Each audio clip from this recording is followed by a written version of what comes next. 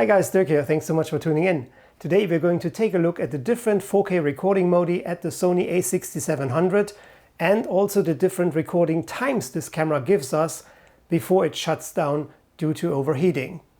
If you're a hybrid shooter like me, the first thing you want to do on this camera is go to your menu to Setup, Auto Power Off Temp, and there you change the settings from standard to high. By default it's set to standard. That gives us horrible recording times, and that's why we need to change it to high. So if we're choosing a file format that gives us the longest recording time, is this going to be a large hit on our... Was machst du denn? Warum beißt du mich denn? Ai. So if we're deciding to go for a format that gives us the longest recording time, is this going to be a big hit on image quality? Let's find out. The first format that's offered is the XAVC HS mode.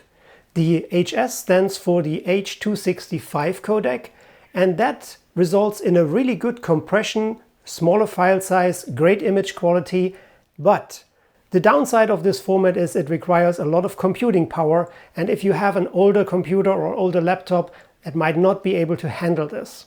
Selecting this format, going to the settings, we are getting the option for 60p recording, 24p and 120.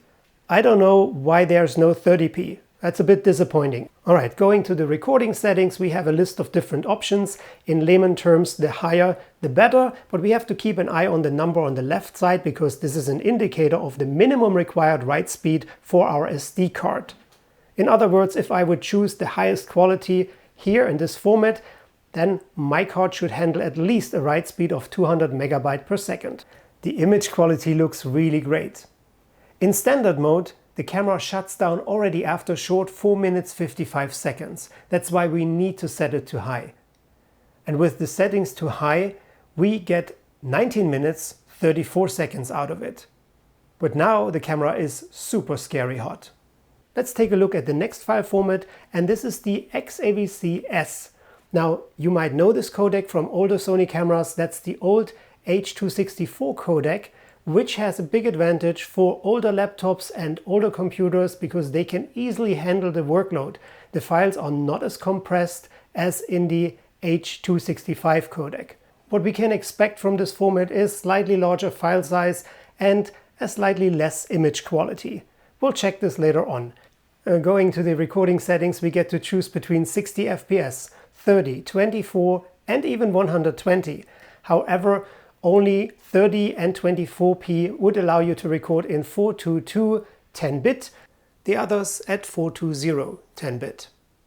The supposedly lower image quality to me still looks pretty good. In standard mode, after 6 minutes 47 seconds, the system said nighty-night and went to take a nap. With auto power off temp set to high, I was able to record 1 hour, 14 minutes and 22 seconds before the system gave me an overheat warning and shut down. The next format is the XAVC S-I, and that's the best quality you can get from your Sony a6700. And that's pretty much uncompressed file size, resulting in amazing image quality but also very large files. It offers us recording at 60 FPS, 30 and also 24. However, 30 FPS requires SD cards with a minimum write speed of 300 megabytes per second. If we wanted to record 60 FPS, we would need an SD card that can handle write speeds of 600 megabytes per second, and currently there are no such SD cards available.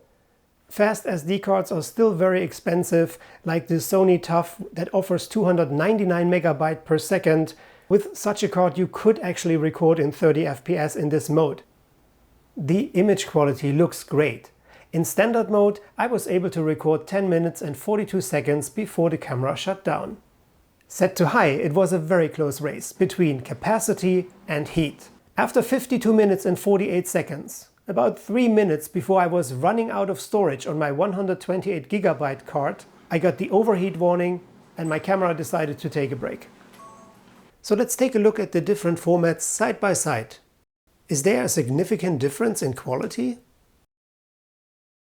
So, what would you choose? Let me know your thoughts in the comments below. I'll definitely respond. A free way to support my channel is to leave a like, and if you like my channel overall, please consider to subscribe. I would really appreciate it. Thanks so much for watching this. Stay safe, stay tuned, and take care. Bye for now.